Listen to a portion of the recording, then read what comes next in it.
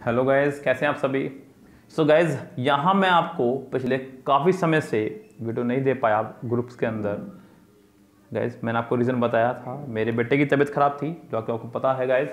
सो guys यहाँ पे आज मैं आपको 2010 के नेक्स्ट सेट की वीडियो दे रहा हूँ, जो कि है आपका सेट नंबर 17 हमारे हिसाब से। वैसे तो ये बुक के हिसाब से 47 सेट है, लेकिन 2010 के सेट जो हमने सीक्वेंस में लगाए हैं, उस सीक्वेंस में ये सेट नंबर आपका 17 है। ओके गाइज, यहाँ पे बात करेंगे सेट नंबर 17 की, जो कि है 10+2 लेवल पे, जिसका एग्जाम अभी आपके कुछ बच्चों का होना भी है, जैसा कि एसएससी ने अनाउंस कर दिया है गाइज। यस गाइज, तो यहाँ पे आज का जो सेट है यह है सेट नंबर 17। शुरू में ही उसने आपको एक पैसेज दिया है बहुत शानदार, इसको देखेंगे गाइज यहाँ पे और बात करेंगे।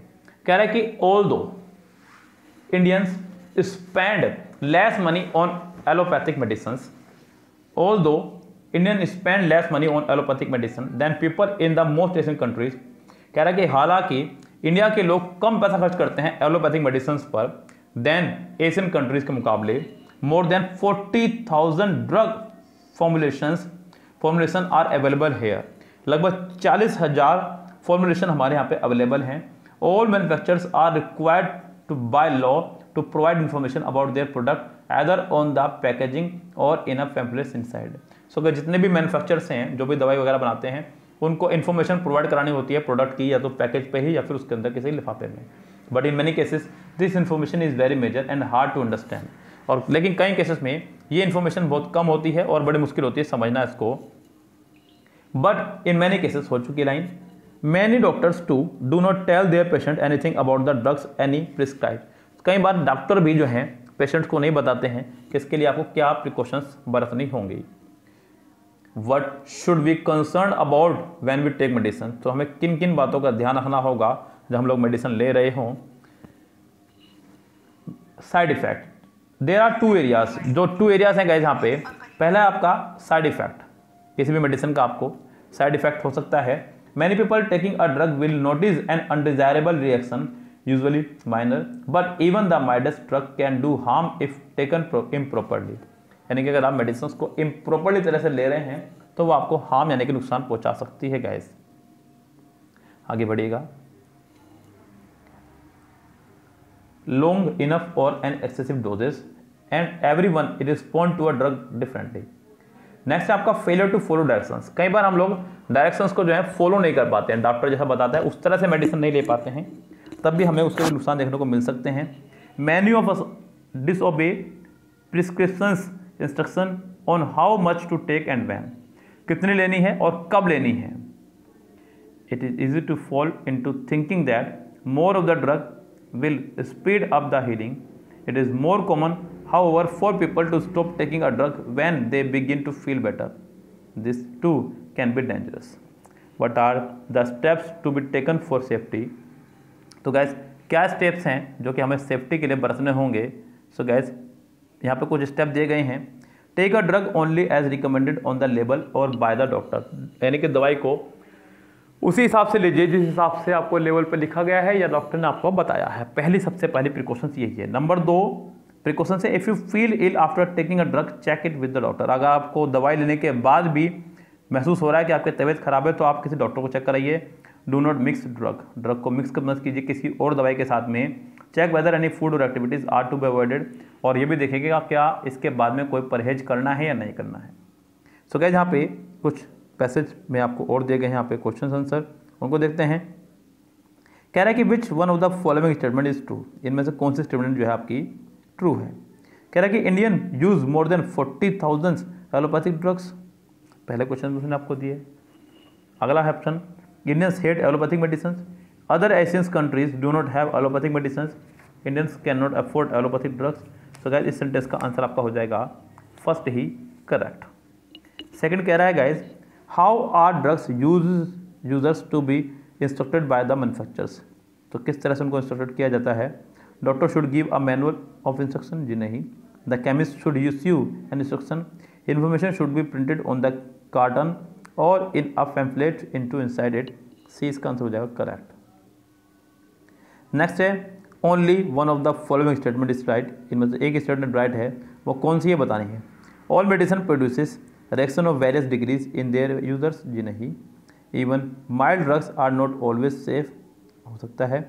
Medicine should be discontinued as soon as we feel better, जी नहीं। More than the prescribe does bring quicker recovery. So guys इस सेंटेंस का आंसर आपका हो जाएगा बी, यहाँ पे पूरी तरह से करेक्ट। आगे बढ़ते हैं फोर्थ सेंटेंस और फिफ्थ सेंटेंस की तरफ। कह रहा है कि drug manufacturers do not give instruction, जी नहीं। Give all instruction necessary, give very little and unintelligible information. तो गाइज इसका आंसर हो जाएगा सी, करेक्ट। नेक्स्ट है fifth, which one of the following is true, इनमें से कौन सी एक बात सही है। Throw away the drug that produces side effect and try other, जी नहीं। Drug may be taken with all kinds of foods, drug do not inhibited over normal life style, drug should be use only according to prescriptions. इसका answer आपको हो जाएगा D, correct. So guys शुरू में ही आपको passage दे करके आपका level check किया गया। यहाँ पे चलते हैं नेक्स्ट सेंटेंस पे, सेंटेंस नंबर 6 से 10 तक, जो कि है सेंटेंस इंप्रूवमेंट की। आपको बताना है कि किस पार्ट में हो जाएगी आपके एरर गाइस। कह रहा है कि the manager put forward a number of criterions for the post. So guys यहाँ पे अगर मैं बात करूँ अ नंबर ऑफ, मैंने आपको बताया कि ऑफ के बाद हमेशा प्लूरल नाउन का इस्तेमाल किया जाता है, लेकिन गाइस यहाँ पे जो क्राइटेरियन है ये आपका एक सिंगुलर नाउन है। आपको इसका प्लूरल बनाना होगा तो प्लूरल का बनेगा क्राइटेरिया। क्या बनेगा गाइस, क्राइटेरिया का बनेगा प्लूरल, यानी कि इस सेंटेंस के बी पार्ट में हो जाएगी आपके एरर। अगला देखिए गाइस क्या कह रहा है। कह रहा है कि the railways have made crossing the tracks a punished offence. So guys यहाँ पे रेलवे ने ट्रक को क्रॉस करने वालों को जो है एक पनिशेबल ऑफेंस बताया है। तो यहाँ पे पनिश्ड ऑफेंस नहीं, आपका होना चाहिए था यहाँ पे पनिशेबल ऑफेंस।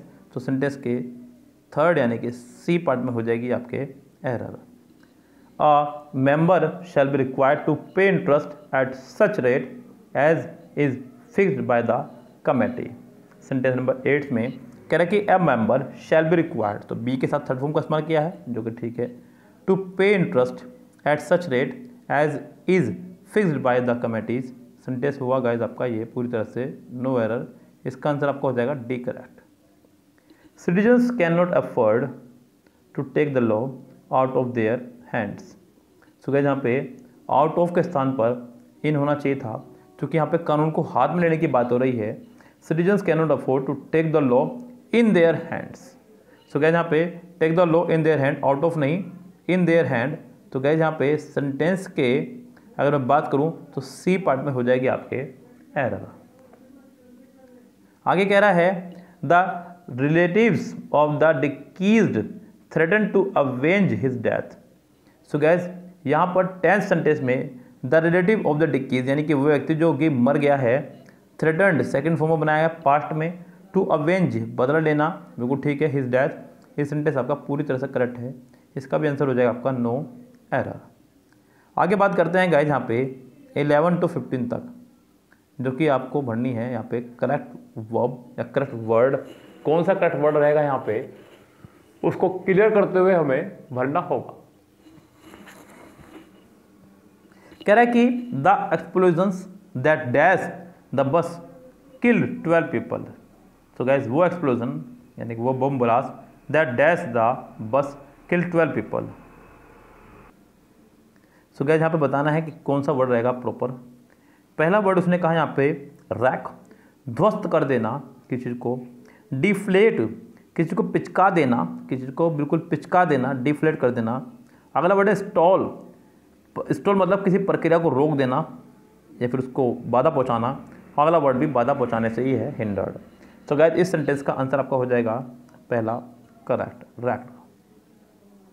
आगे कह रहा है कि there was some dash between the members version and the committees version. तो यहाँ पे कुछ डैश हो रहा है मेंबर वर्जन में और कमिटीज वर्जन में। सो गाइस यहाँ पे जो ऑप्शन है हमारा पहला ऑप्शन है डिस्कोर्स, उपदेश। सो डिस्क्रिपेंसी अंतर, तो गाइस यहाँ पे अंतर की ही बात करूँगा क्योंकि कुछ अंतर है कमेटी के मेंबर्स में और वर्जन वैसे नॉर्मल मेंबर्स में। तो गाइस यहाँ पे डिस्कोर्स या डिस्क्रिपेंसी, सर्टेनिटी या रिकरेंस। तो इसका आंसर आपका हो जाएगा यहाँ पे बी करेक्ट। 12th का हो जाएगा बी करेक्ट, बाकी यहाँ पे कोई ऑप्शन यहाँ पे फिट नहीं बैठेंगे। अगला गाइस हमारे यहाँ पे 13 कह रहा है कि we have talked a lot now let us dash to work.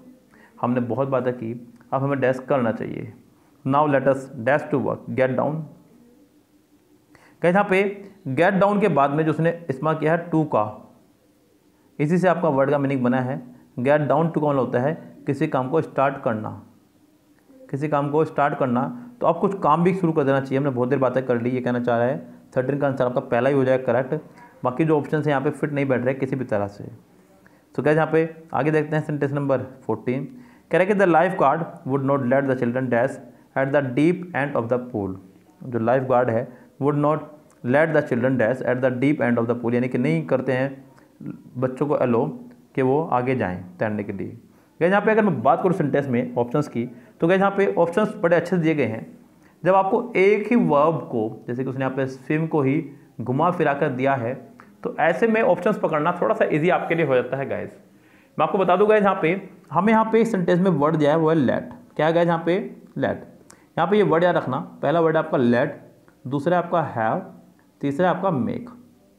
Guys ये आपके सभी पॉजिटिव वर्ब है। क्या आपके ये पॉजिटिव वर्ब, इनके बाद आने वाली दूसरी वर्ब हमेशा फर्स्ट फॉर्म में आया करते, ये इंपॉर्टेंट है। तो यहाँ पे गाइज स्विम आपका होना चाहिए था, यानी कि इसका आंसर आपको हो जाएगा बी करेक्ट। एक और पॉजिटिव वर्ब है वो आपकी गेट, लेकिन इसके बाद आने वाली वर्ब हमेशा थर्ड फॉर्म में होती है, इसको भी याद रखिएगा। 15 सेंटेंस क्या कह रहा है गाइस उसको देखिएगा। कह रहा है कि the audience was the clowns dash their act. So guys यहाँ पे वर्ड्स पे ही डिपेंड किया गया फिर से सेंटेंस को। Performs, perform, performed or performing, एक ही सेंटेंस को घुमा फिरा के दिया गया है गाइज यहाँ पे। तो यहाँ पे गाइज 15 सेंटेंस में भी यही बात है, यहाँ पे इस्तेमाल किया उसने वॉच का। किसका इस्तेमाल किया है? वॉच का।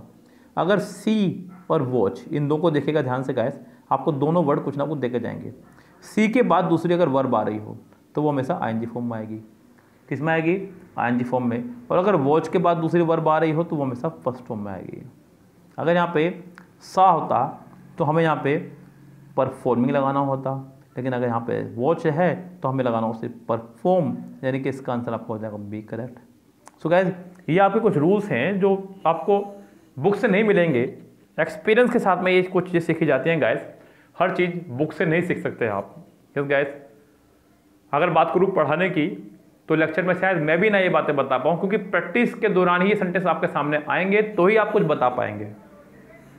जब तक ये सेंटेंस आपके सामने आएंगे ही नहीं तो आप कैसे क्लियर करेंगे बच्चों को किस पार्ट में है आपके एरर। तो गाइज यहाँ पे सेंटेंस में बात करोगे 15 की तो यहाँ इसका आंसर हो जाएगा बी करेक्ट। आगे बढ़ते हैं गाइज यहाँ पे सेंटेंस नंबर 16 से 20 जो कि है वोकैबुलरी। मैं फटाफट से आपको उनके मीनिंग बताता चला जाऊँगा, आप फटाफट से इनके आंसर देने की कोशिश कीजिएगा। पहला वर्ड है आपका यहाँ पे सेवर, मतलब स्वाद लेना किस चीज़ का। सेवर मतलब स्वाद लेना। सो टेस्ट, प्रोटेक्टर, सॉर या फ्लेवर।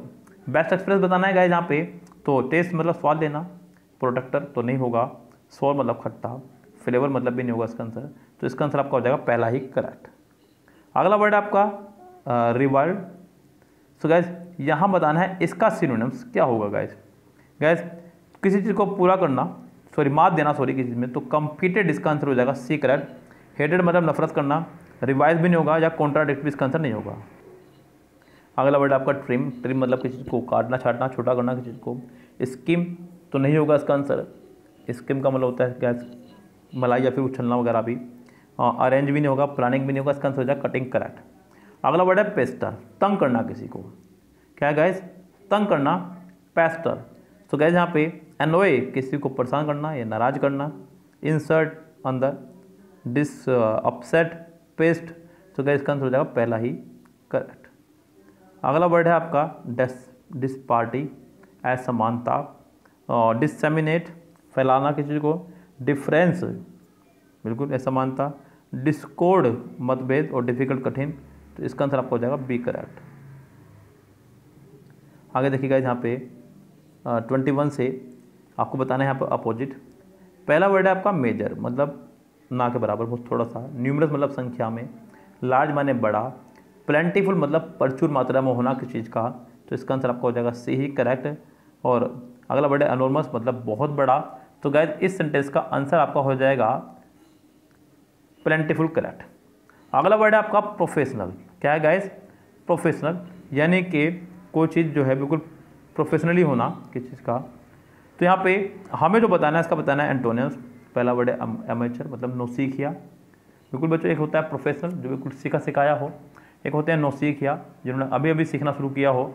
तो गाइज इसका आंसर पहला ही हो सकता है करेक्ट। ट्रेड्समैन इसका आंसर होने से रहा, और लेबर कस्टमर इनके आंसर होने से रहे, इसका आंसर हो जाए आपका पहला ही करेक्ट। 123 देखिएगा, स्कार्सिटी मतलब कमी होना किसी चीज़ की, फ्रेश माने ताज़ा, ओल्ड माने पुराना, मेजोरिटी मतलब अधिकता, प्लेंटी माने भी अधिकता। सो गैस 23 का आंसर होगा लेकिन डी करेक्ट। अगला वर्ड है आपका स्टेल। स्टेल बोलते हैं बासे को, कोई चीज़ रात की रखी हुई हो जो बासी हो चुकी हो उसे बोलते हैं स्टेल। तो इसका सिनोनिम अल्टो में बताना है। पहला वर्ड है फ्रेश, ओल्ड, स्टील या स्टॉक। तो गैस यहाँ पे आंसर हो जाएगा इसका ए करेक्ट। फ्रेश मतलब ताज़ा। स्टॉक का मतलब होता है पीछा करना, और स्टील का मतलब होता है चुराना। स्टॉक मतलब पीछा करना। अगला वर्ड आपका वेकेट, खाली करना। सो इवैक्यूएट, किसी खतरनाक जगह से लोगों को निकालना। वैलिडेट मतलब किसी के लिए वैलिडिटी वगैरह तय करना। ऑक्यूपाई मतलब भरना। एम्प्टी मतलब खाली करना। तो इसका आंसर आपको हो जाएगा सी करेक्ट। 26 से 30 जो कि आपको दिए गए हैं इडियम्स, आपको बताना है कि क्या रहेंगे इनके मीनिंग। पहला वर्ड है डॉक्टर द डॉक्यूमेंट, यानी कि जांच करना।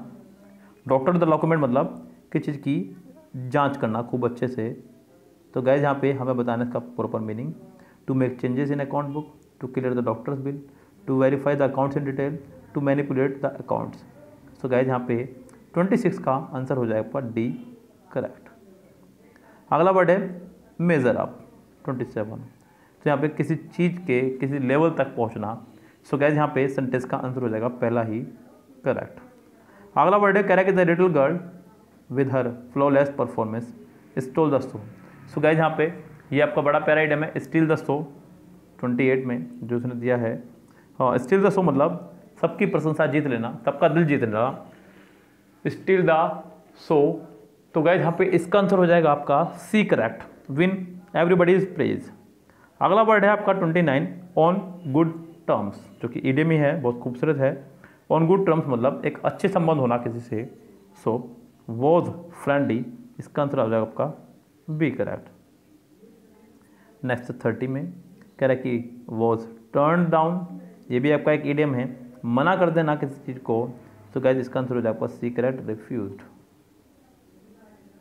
अगला है गाइज हमें बताना है कि यहाँ पे जो ब्लैकिश पार्ट है इसमें क्या आपकी एरर रहेगी, क्या ये पार्ट में एरर है या नहीं है, बस आपको सिर्फ इतना देखना है गाइज। यहाँ पे कह रहा है कि डिड देयर बस कम ऑन टाइम। तो गाइज यहाँ पे क्या उनकी बस टाइम पे आई, ये कहना चाह रहा है गाइज यहाँ पे। तो देयर यहाँ पे इंट्रोडक्टिव सब्जेक्ट वाला नहीं, यहाँ पर आपको देयर इस्तेमाल करना होगा THEIR वाला, ये आपका हो जाएगा रॉन्ग, यानी कि इस सेंटेंस का आंसर आपका हो जाएगा सी करेक्ट। आगे क्या कह रहा है गाइज उसको देखिएगा। यहाँ पे Mayank was working over time for the last 2 week. तो गाइज यहाँ पे 4 के साथ उसने लगाया है टाइम, जैसे कि मैं आपको बता चुका हूँ। जब भी सिंस या 4 के साथ हो टाइम तो हम लोग इस्तेमाल करते हैं has been, have been, had been में से किसी एक का, साथ में इस्तेमाल करते हैं ING फॉर्म का। किसका करते हैं? ING फॉर्म का। तो गाइज यहाँ पे मयंक हैज़ बीन वर्किंग, यानी कि इसका आंसर आपको हो जाएगा C correct. Every morning I get up at 4 o'clock but today I get up at 7 o'clock। हर रोज़ मैं उठता हूँ सुबह 4 बजे, लेकिन आज मैं सुबह 7 बजे उठा, यानी कि आज की बात जो बता रहा है वो पास्ट में जा रही है। यहाँ पर गेट अप नहीं, आपका होना चाहिए था गोट अप, यानी कि सेंटेंस का आंसर आपका हो जाएगा पहला ही correct.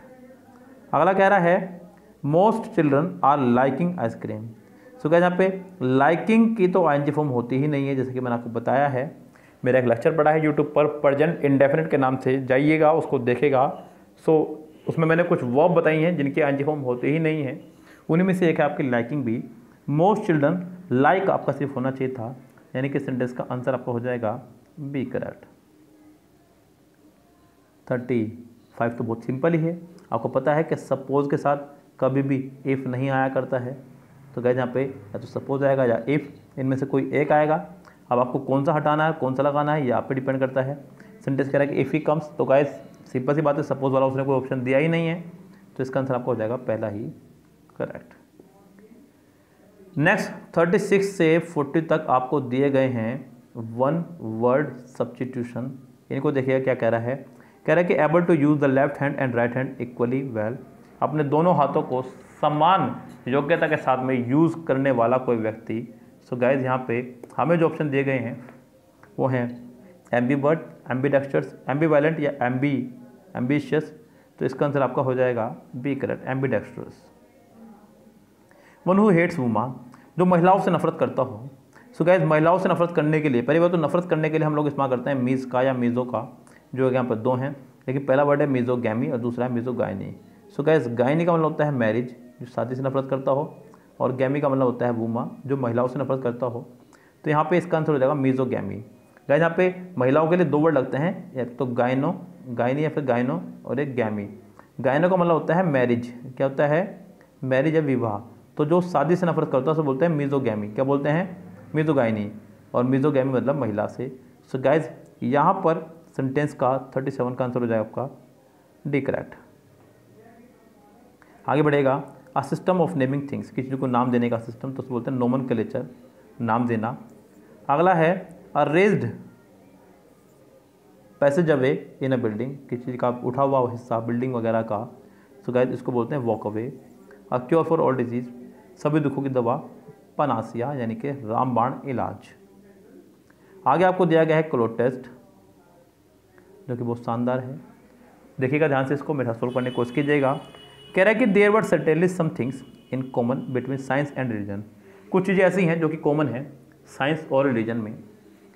Both want the dash of Mankind, both जो हैं दोनों के दोनों जो हैं डैश यानी कि भलाई चाहती हैं मैनकाइंड की, मानव जाति की। सो गुडविल, गुडनेस, वेलफेयर या बेस्ट। तो क्या यहाँ पे आपका आंसर हो जाएगा वेलफेयर, यानी कि पहला करेक्ट। बोथ दोनों के लिए इस्तेमाल हो रहा है, तो यहाँ पे इसका आंसर हो जाएगा आपका सी करेक्ट, वेलफेयर यानी कि भलाई। आगे बढ़ेगा, इसका कह रहा है both want the welfare of mankind only their way and dash are different, लेकिन उनके जो वे हैं और जो उनके तरीके हैं वो बस अलग हैं। Only their way and manners are different. तो क्या यहाँ पे 42 का आंसर हो जाएगा आपका पहला ही correct, manner. Then both of them dash to have truth as their basis, say claim, assure या promise. So both of them, दोनों के दोनों क्लेम करते हैं, both of them claim to have truth as their basis, while religion dash that the truth it dash should be believed, while जबकि religion dash wants, promotes, shows या forces. So wants, while religion wants that the truth it dash proclaims, announce, create या ensure. 45 में answer आपका हो जाएगा पहला ही correct, proclaim. तो यहाँ पे 5 हुए करेक्ट आपके शुरू के। आगे बढ़ते हैं गाइस, यहाँ पे आगे की बात करते हैं। Believed in with a blind dash, एक ब्लाइंड यानी कि बिल्कुल अंधों की तरह विश्वास करना। तो ब्लाइंड फेथ आपका एक इडियम होता है गाइस, ब्लाइंड फेथ यानी कि बिल्कुल अंधों की तरह की चीज़ पे विश्वास करना, तो ब्लाइंड फेथ यानी कि इसका आंसर आपको हो जाएगा सी करेक्ट। आगे बढ़ते हैं गाइस, क्या कह रहा है यहाँ पे नेक्स्ट में 47, science says that it should be studied dash tested and only then religion relied upon. It should be studied, it should be studied, touch, felt, seen, prodded. तो इट शुड बी बिलीव्ड, मैं चाहूँगा यहाँ पे, हाँ, it should be studied. 47 में हमें दिए गए option touched, felt, so guys felt, tested and only then religion upon. If during dash hypothesis, research, meditation या concentration. So if during dash, if during hypothesis, research, meditation या concentration, तो यहाँ पे 48 में हमें ऑप्शन दिए गए हैं। पहला ऑप्शन है हमारे पास hypothesis, research. So if during research some new truth और new aspect of the truth dash सामने आए, तो यहाँ पे एमर्ज, इसका आंसर हो जाएगा आपका पहला ही correct. Emerge, science is ready to accept dash, science जो है रेडी थी एक्सेप्ट करने को डैश को, दीज, दिस, इट या them, to accept it. Science यानी कि ये बात हो रही है ट्रूथ के लिए, तो ट्रूथ के लिए हम लोगों ने यहाँ पे इट का इस्तेमाल किया है एज ए ऑब्जेक्ट, तो यहाँ पे करेक्ट हो जाएगा इसका आंसर सी। ओके गाइज, सो ये था आपका आज का सेट नंबर 17। हमारे हिसाब से अब यहाँ पे आपके जो सेट बचते हैं गाइज, यहाँ पे आपका जो कुल मिलाकर सेट बचा है सिर्फ 1 सेट बचता है 2010 का। 2010 आपका फिनिश हो जाएगा कल पूरा। ओके गाइज, अगर मुझे समय मिला तो मैं इसको आज ही फिनिश करवा दूंगा गाइज। तो गाइज यहाँ पे 2010 भी आपका फिनिश होने वाला है, फिर हम लोग पीछे की तरफ को बढ़ेंगे 2009 की तरफ को। तब तक के लिए गाइज लेते हैं आपसे विदा। Good bye, have a nice day.